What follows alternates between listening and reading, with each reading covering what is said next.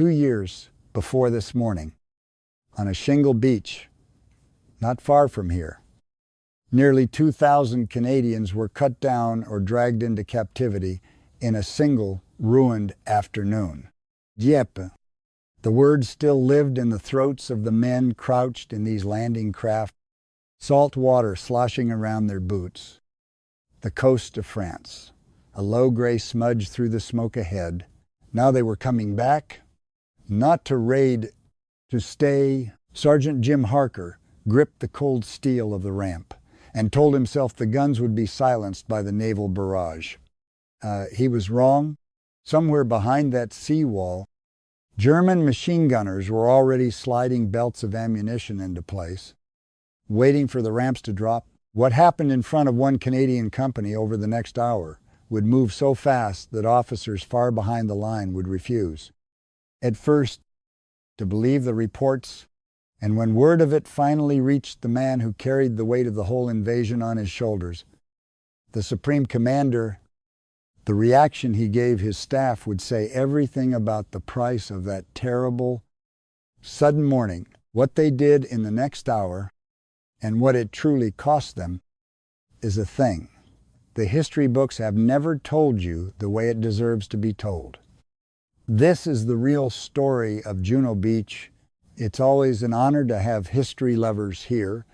Where are you watching from today? The night before the invasion, the English Channel did its best to kill them before the Germans ever got the chance. The flat-bottomed landing craft rolled and pitched in a sea that had no mercy in it. Rain came sideways. Men who had trained for 2 years, who had run up cliffs and crawled under live fire and learned to hate the sergeants who made them do it, now sat shoulder to shoulder in the dark and were sick into their helmets, into the bilge water. Over the men beside them, nobody laughed. There was nothing funny left in any of them. Sergeant Jim Harker sat near the front ramp with his back against the cold hull and counted the men in his section by memory, the way a father counts children in the dark. Right? The youngest, 19 years old, pressed against the steel with his eyes shut. Beside him, the older ones, the farm boys from Saskatchewan, the mill workers, the clerk who had lied about his eyesight to enlist. Harker was 24, and to these men that made him old, he did not feel old. He felt the way he had felt for 2 years, ever since the word Dieppe had entered his life and refused to leave. It sat in him like a stone he could not spit out. On good nights, he could almost forget it. This was not a good night. The cold was its own kind of enemy. It came up through the steel deck into the soles of his boots, into the bones of his legs, into the base of his spine, until his whole body ached with a dull, gnawing chill that no amount of shivering could burn away. His hands had gone stiff on his rifle. He worked his fingers open and shut, and told himself it was only the cold and not the fear. Though he knew by now that in a man the two things wore the same face. The spray came over the front of the craft in cold sheets that tasted of salt and diesel, and something older, the flat iron smell of the sea. And he thought that he would remember that smell for the rest of his life, however long or short that life turned out to be. His cousin had died there, August of 1942, a raid that was supposed to prove the Allies could take a French port, and instead proved only how many young men could be killed in a single morning on a stony beach. Nearly 2,000 Canadians dead, wounded, or marched into German prison camps before noon. Harker had been in England when the survivors came back, and he had seen their faces, and he had understood something that the newspapers never printed. He understood that the enemy on the far shore knew exactly how to turn a beach into a killing ground, and that no amount of courage made a man bulletproof. Now the army was going back to France, not a raid this time, an invasion, and the beach they had drawn, the stretch of Norman coast marked on their maps with the code name Juno, was defended by men who had spent years building it into a wall. Private Thomas Reed was trying to finish a letter he would never get to send. He wrote by feel more than sight, the pencil stub moving across a damp page balanced on his knee. Dear Mother. He had started it 3 times. Every version sounded like a boy pretending to be brave, and he knew she would read straight through it, the way she always did. He wanted to tell her that he was not afraid. That was the lie. He wanted to tell her that if he did not come home, it was because he had done something that mattered.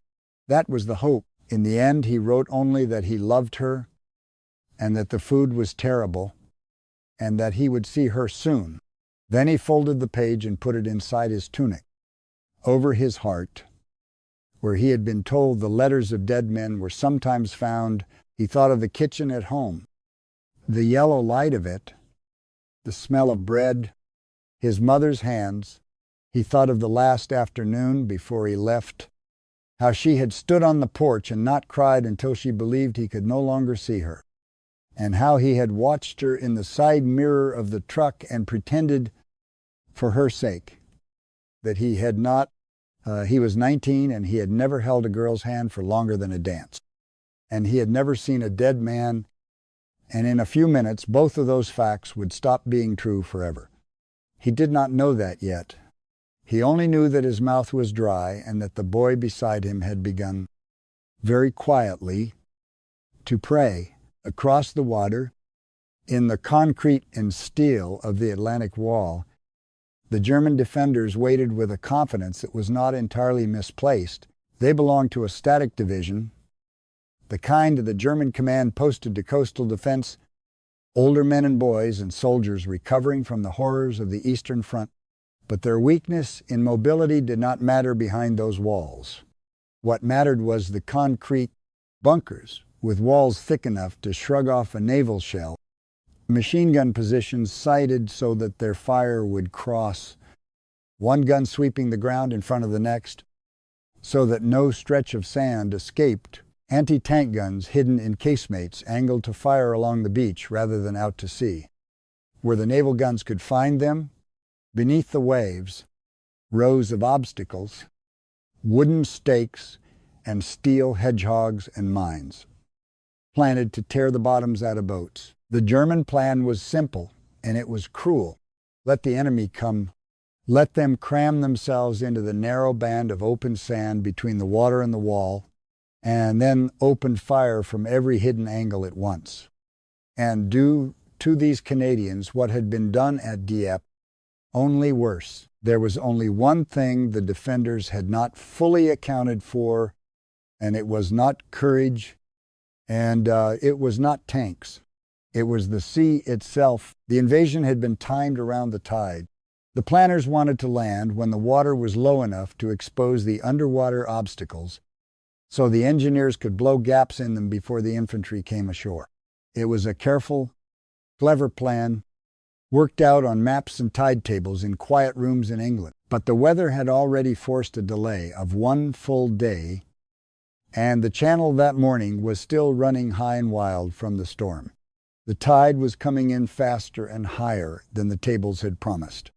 By the time the first Canadian craft ground toward the shore, the water was rising over the very obstacles the engineers were meant to destroy, swallowing the stakes and the mines beneath a gray, deceptive surface. What had been drawn as a solvable problem was becoming a trap that no plan on paper had described. Harker felt the craft change its motion. The open sea chop gave way to a different rhythm, the shorter, harder knock of shallow water. Somewhere ahead, a naval rocket ship let loose, and the whole sky tore open with a sound like the end of the world. Hundreds of rockets arcing toward the shore in ribbons of fire. For a moment, a wild hope moved through the crowded boat. Surely nothing could live under that. Surely the wall was being ground to powder, the machine guns buried, the gunners killed in their concrete rooms. Harker did not let himself believe it. He had heard the same promises before, an exercise once, and he had learned that barrages looked like the end of the world, and rarely were. He watched the coast come up out of the smoke, the low seawall, the houses behind it with their windows like dark eyes, and he thought, they are still in there. They are watching us come. He was right. The naval barrage, for all its fury, was falling long or short across much of the beach. Some bunkers took direct hits and went silent. Many did not. The great guns of the fleet, right, firing from moving ships at a shoreline wrapped in smoke, could not surgically erase a defense that had been under construction for years.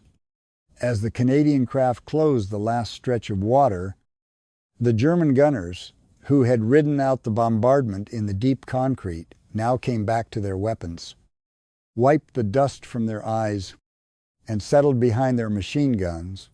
In the lead craft, an officer was shouting over the noise, telling the men to keep their heads down, to move fast when the ramp dropped, to get off the beach. Always off the beach, because the beach was where men died. Reed heard the words and could not make them mean anything. His whole body had narrowed to the pounding of his own heart and the thin sound of his own breath. Harker put a hand on the boy's shoulder. He did not say anything wise. There was nothing wise to say. He just held on, one man to another. In the last seconds before the door of the world opened, the coxswain fought the wheel as the craft drove through the rising surf. Ahead, in the shallows, Harker could see the tips of the obstacles, the deadly stakes, most of them already hidden under water. A few still breaking the surface with their minds, like black fruit. The engineers who were supposed to clear a path had not been given the chance. The tide had beaten them to it. The craft shuddered as it struck bottom. For one heartbeat, everything stopped. The rain, the rockets, the breathing, all of it hung, suspended in a silence so complete, it felt like the inside of a held breath. Then the ramp chains began to run, and the great steel door started to fall, and the gray light of the worst morning of their lives came flooding in. Harker's last clear thought, before the first machine gun found them, was of his cousin on that other beach 2 years before. He gripped his rifle, filled his lungs, and made himself a single promise: not today, not the way it happened to Dieppe, not while I can still move. The ramp hit the water, and the guns opened up. The first burst of machine gun fire came before the ramp had even finished falling. It caught the men at the very front, the ones who had been told to go first, and it did not so much kill them as erase them. One instant they were living men leaning into the light, and the next they were falling backward into the boat, or forward into the surf, and the sea took them without ceremony. Harker felt something hot pass close to his cheek, heard it strike the man behind him, heard the sound a body makes when it stops being a person. He did not have time to be afraid. Fear is a luxury of the moments before. In the moment itself, there was only motion. He went over the side. They had been trained to run down the ramp, but the ramp was a death sentence, a narrow wooden tongue that every German gun on that stretch of wall had already zeroed. So Harker rolled over the steel gunwale into the water, and the cold hit him like a fist, driving the air from his lungs. The sea was deeper than it should have been. The tide, the treacherous rising tide, had turned the shallows into a place where a loaded man could drown in water. He should have been able to wade. His pack dragged at him, his boots filled. For one terrible moment, the gray surface closed over his head, and he saw the light of the world wavering above him. And he thought, this is how it ends. Not shot, but sunk, pulled down by my own equipment 3 steps from France. Then his boots found sand, and he shoved upward and broke the surface, gasping. And the noise of the battle crashed back over him all at once. It was a wall of sound with no edges, machine guns, dozens of them. Their fire crossing and recrossing the beach in patterns designed by men who had studied how to kill, mortar rounds walking across the sand in gouts of gray and orange, the deeper cough of the anti-tank guns firing along the shore, and under all of it, threading through it, the human sounds, men shouting for their mothers, for medics, fagol, and men making no sound at all because they no longer could read came up beside him. The boy had followed him over the side without thinking, the way a frightened animal follows. The one thing that seems to know where it is going, his helmet was gone, his eyes were enormous. He was screaming something, and Harker could not hear a word of it.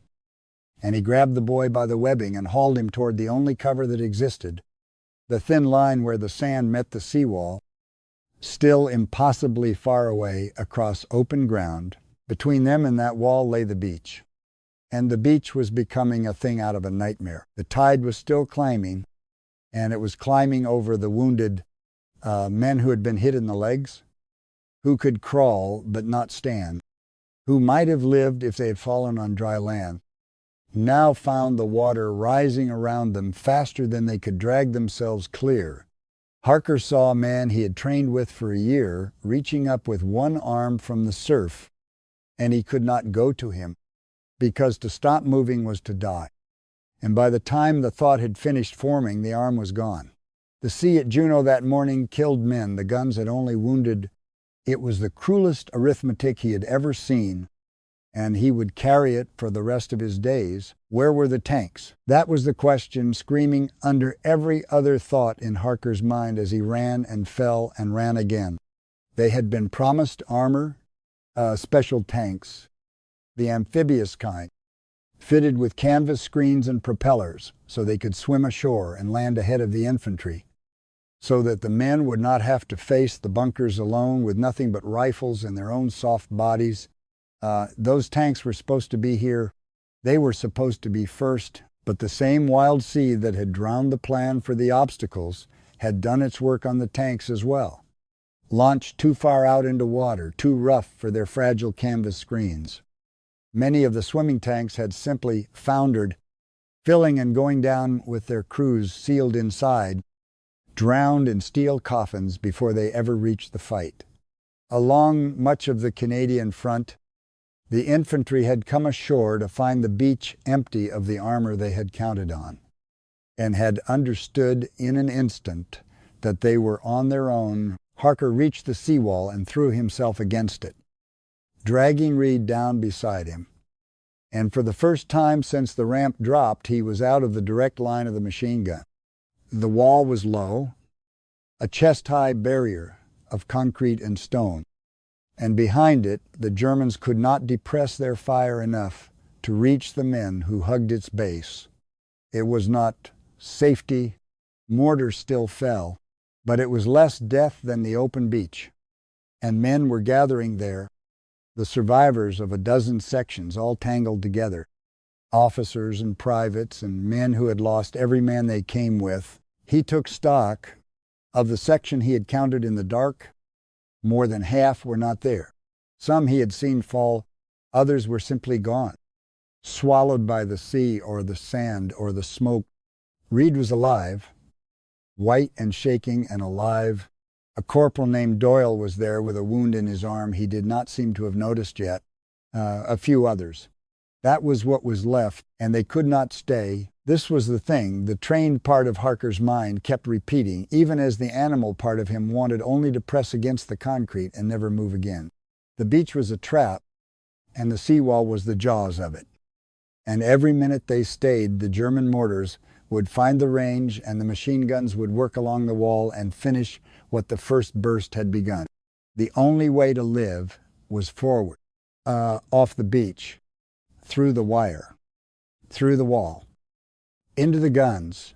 It was insane, and it was the only sane thing to do. Captain William Grayson had reached the same conclusion, and he had reached it as an officer, which meant he had to make other men do the insane thing with him. Grayson was 31 years old, a school teacher in another life, and he had spent the crossing being quietly, thoroughly terrified in the way of men who feel everything and show nothing. Now the fear had burned off him like morning mist, not because he was brave in the way of stories, but because there was no longer any room in him for anything but the task.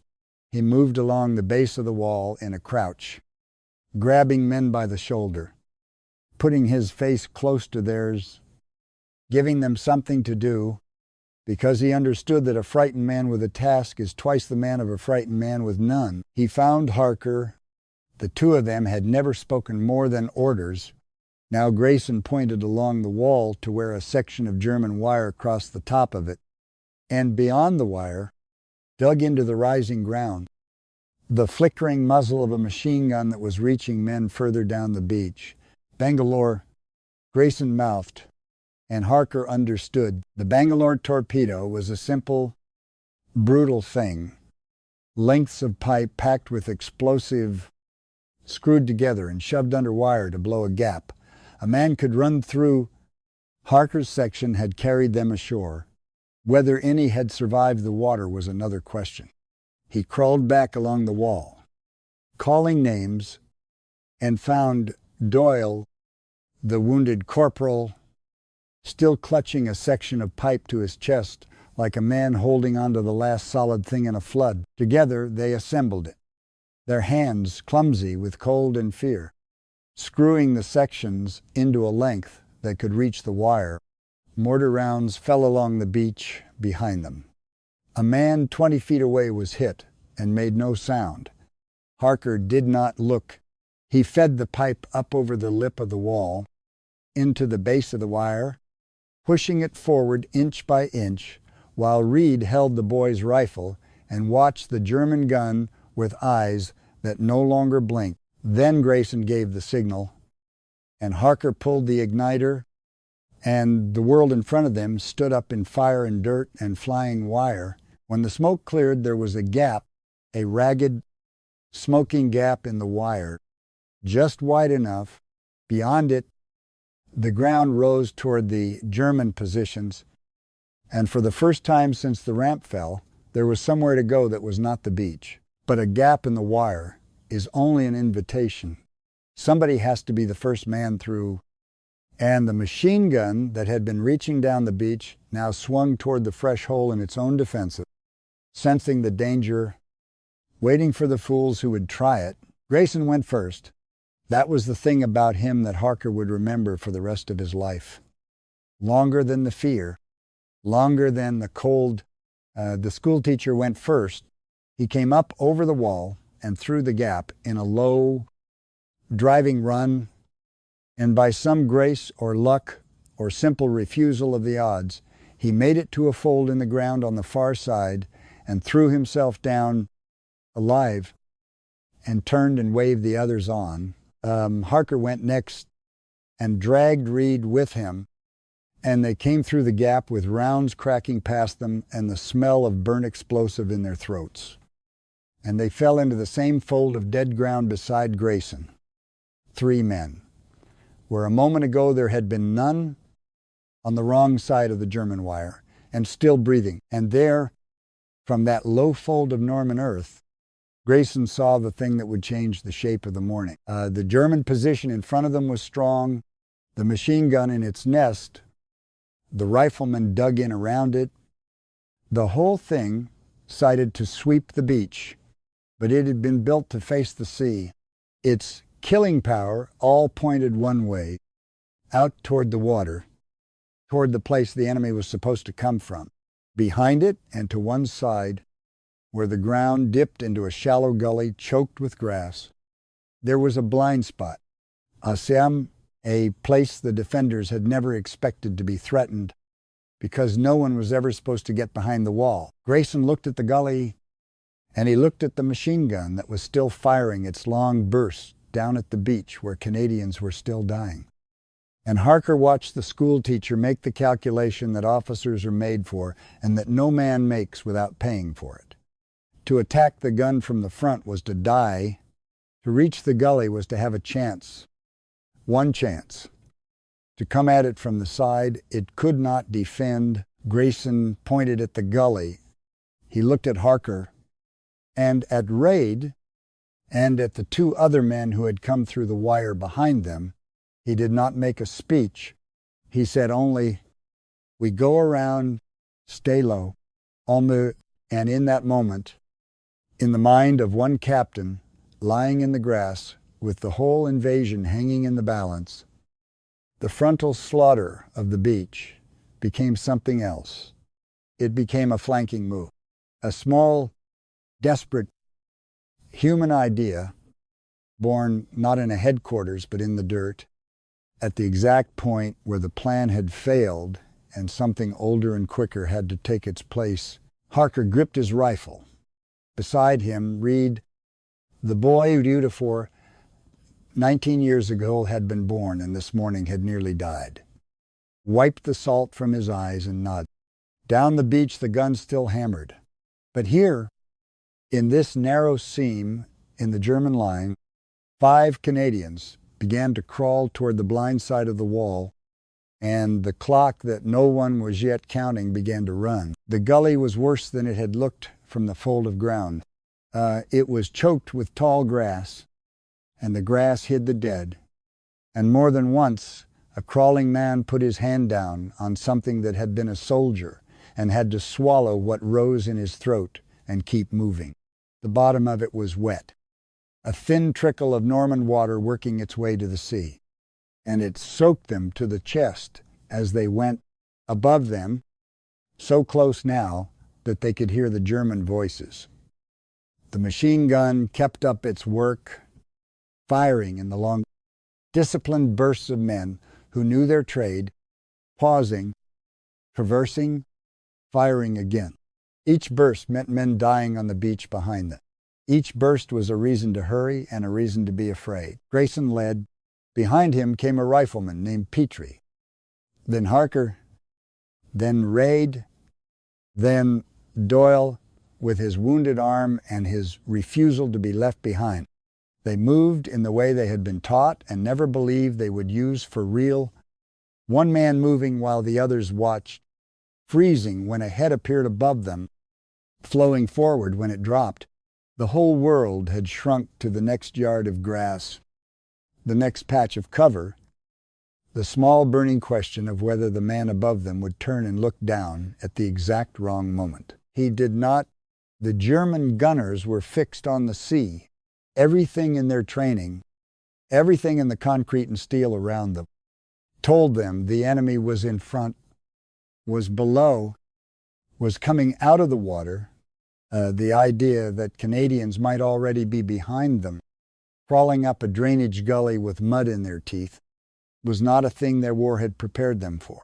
It was the one door the builders of the wall had left unlocked because they had never imagined anyone reaching it. Grayson stopped where the gully bent and raised a fist, and the little column froze, ahead and above, no more than 30 feet. Now, the back of the machine gun position opened out before them. Harker could see it all. The gun itself, its barrel steaming, swinging on its mount. 2 men working it, one firing, one feeding the belt, a third to the side with binoculars, calling targets, and beyond them the open back of the nest, unwalled, undefended, a doorway into the thing that was killing the beach. There would be no second chance. Grayson knew it, and Harker knew it, and even Reid, 19 and half, drowned and shaking, understood it in his bones. They would rise together, and they would cross the last open ground in the 2 or 3 seconds before the Germans understood what was happening. And in those seconds, the whole thing would be decided one way or the other. Forever. Grayson looked back at them. He held up 3 fingers, then 2, then 1. They came out of the gully as one animal. What happened in the next few seconds happened too fast for any of them to remember it whole. Afterward, each man held only fragments, the German with the binoculars turning, his mouth opening, the gunner trying to swing the heavy weapon around on its mount. Too slow, always going to be too slow. A machine built to fire one direction, wrenched uselessly toward another. Petrie firing from the hip as he ran, Grayson closing the last yards with his pistol out, and then they were in among them.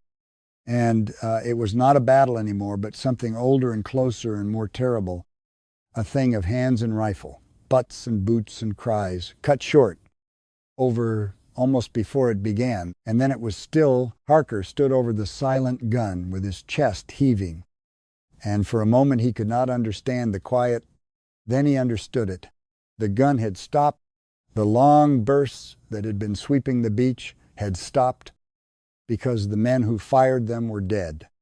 And down on the sand, though he could not see it, men who a moment ago had been pinned and dying now lifted their heads and found that the fire that had held them had suddenly gone out of one whole section of the wall. Grayson did not let them rest in it.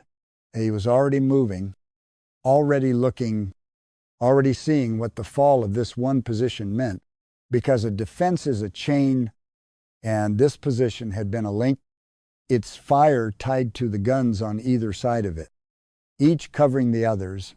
With it gone, there was a hole, a blind, unguarded stretch where men could climb off the beach and through the wall and live. And down there in the surf and the smoke were the officers and sergeants of a whole battalion, watching for exactly this, praying for exactly this, ready to pour men through any gap that opened. Grayson stood up in full view in a place where a day ago no Canadian could have stood for a heartbeat and survived. And he waved the beach forward into the hole. His 5 men had torn in the wall, and the beach came at almost the same moment. Off to the right, the ground shook with a different sound, a deep mechanical roar that Harker felt before he heard, and out of the smoke along the shoreline came a shape that made his heart leap into his throat. A tank, one of the swimming tanks, one of the ones they had given up for drowned, had made it after all. It had crawled out of the sea with water still pouring from its hull, shed its canvas screen, and now had ground up the beach with its long gun, searching. It was not alone. Behind it came another, and then a third, a handful of survivors out of many, but a handful was enough. The lead tank stopped, and its turret traversed, and its gun spoke, and a German bunker that had held out against everything the Navy had thrown at it came apart, at last under a shell, fired from 100 yards away by a crew who had cheated the sea to get there. It was as if the whole beach exhaled at once. Where there had been paralysis, there was now movement. Men who had been pinned against the seawall for what felt like a lifetime rose and ran and found the gaps and went through them. Engineers who had survived the landing set to work on the wire and the mines. The tanks pushed inland, and the infantry pushed with them, and the German defense, so perfect on paper, so cruel in its first murderous minutes, began to come apart along the seam that a schoolteacher and 4 exhausted men had opened with their hands and their Bangalore and their refusal to die on the sand. Harker stood in the wreckage of the machine gun nest and watched it happen. And he could not speak. Beside him, Reed was crying, openly, without shame, the tears cutting clean lines through the mud and salt on his face. And he was not crying from fear anymore. He was crying because he was alive. And because so many were not, and because at 19 he had just learned the thing that no one can be taught, the thing about how thin the line is between the living and the dead and how little sense there is in which side of it a man ends up on. Grayson came back to them. His face was gray. There was blood on his sleeve that was not his own. He looked at the 4 men still standing with him, Harker and Reid and Petrie and Doyle, and he seemed about to say something large, something worthy of the moment. In the end, he said, "Only, good. Now we keep moving. We do not stop." And Harker understood that this, too, was the truth of the man, that he knew the beach was won and knew it meant nothing if they stopped now, because a beach is only a door, and the country beyond it was still held by an army that would very much want it back. They moved off the beach, over the wall, into the ruined edge of France. 5 men out of a section that had counted a full strength at dawn, Behind them, the tide finished its slow climb and covered the lowest part of the sand entirely. And the things it covered were best not looked at.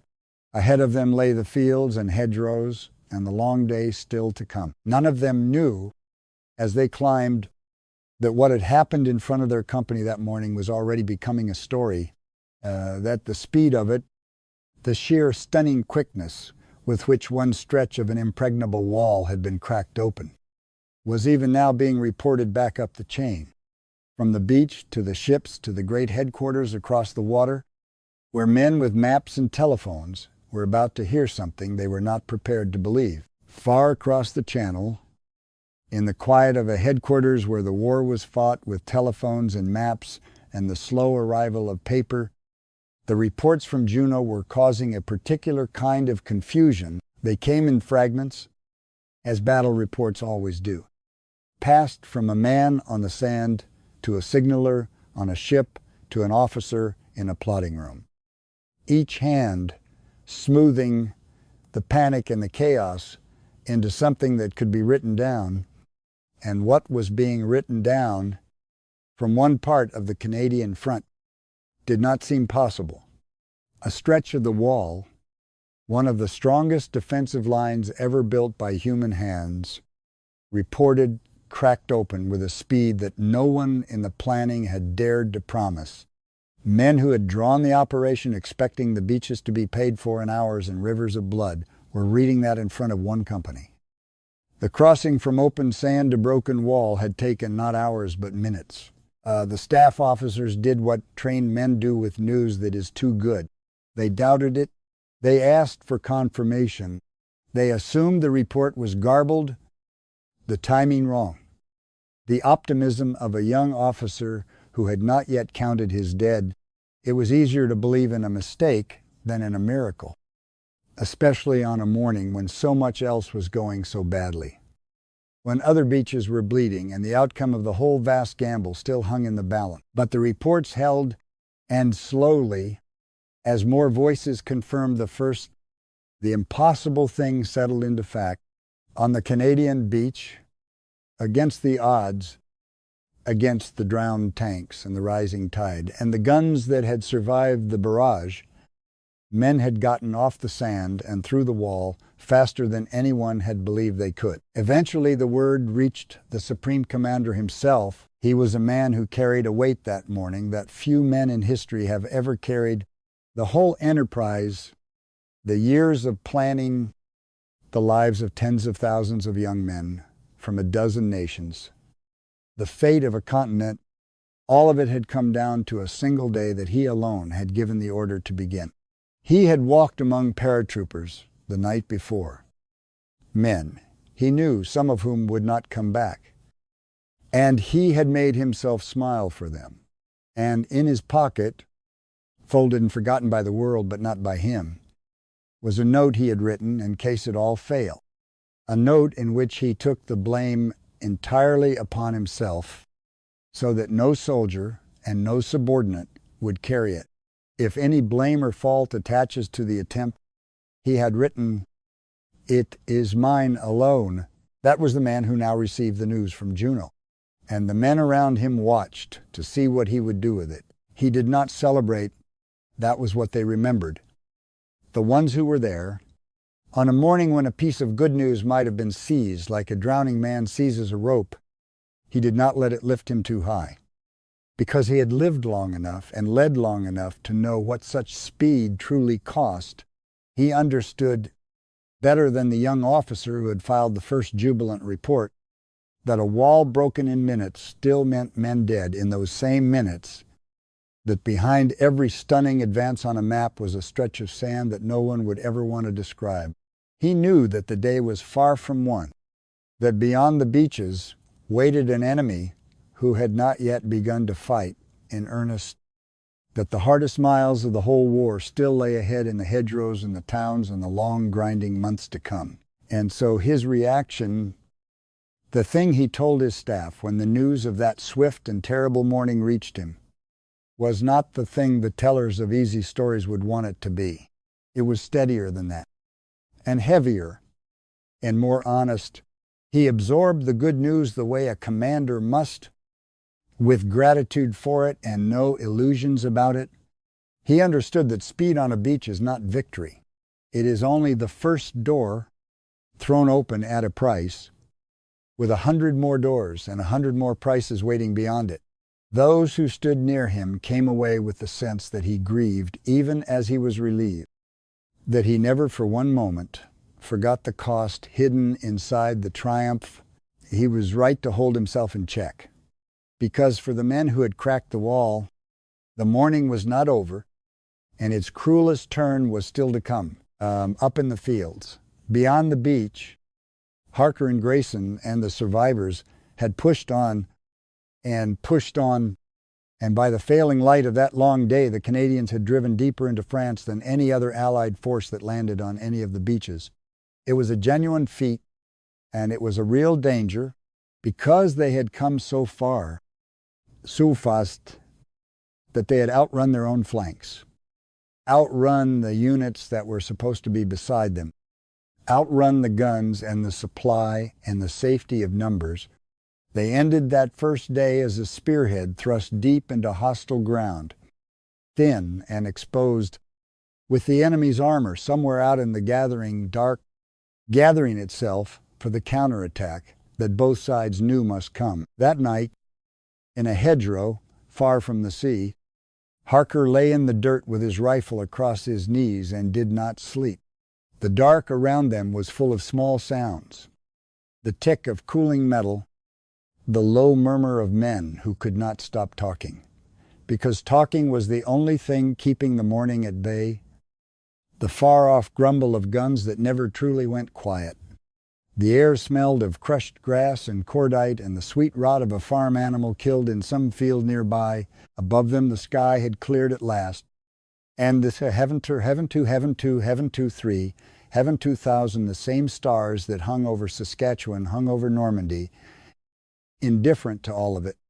And Harker looked up at them and thought of home with a longing so sharp it felt like a wound. Reed was beside him, alive, the letter still over his heart, the boy who had crossed the beach, now a different creature than the one who had written to his mother about terrible food. He had not spoken in hours. When at last he did, his voice in the dark was very small, and he asked the only question that mattered, the one that has no answer, the one every soldier asks the first night after the first day. He asked why he had lived when the others had not. Harker did not try to answer it. He had learned that there was no answer, that a man could go mad, looking for one, and that the only mercy was to lie in the dark beside the boy and let him know he was not alone with the question. That was all any of them could give each other. It was not enough. It was everything. Grayson moved among them in the dark, checking the line, saying little. The school teacher who had become, in the space of one morning, something none of his students would ever have recognized. He stopped by each man.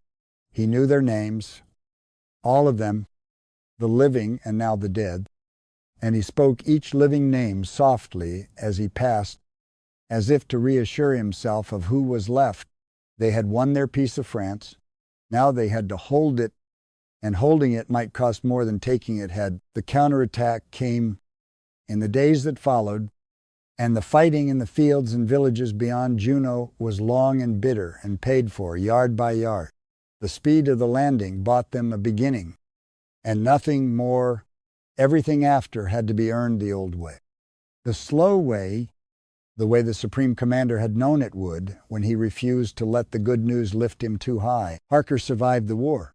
Reed survived it too, and went home, and married, and grew old. And for the rest of his life he could not watch the sea come in over a flat beach without feeling the cold rise around a wounded man's reaching arm. Grayson did not come home.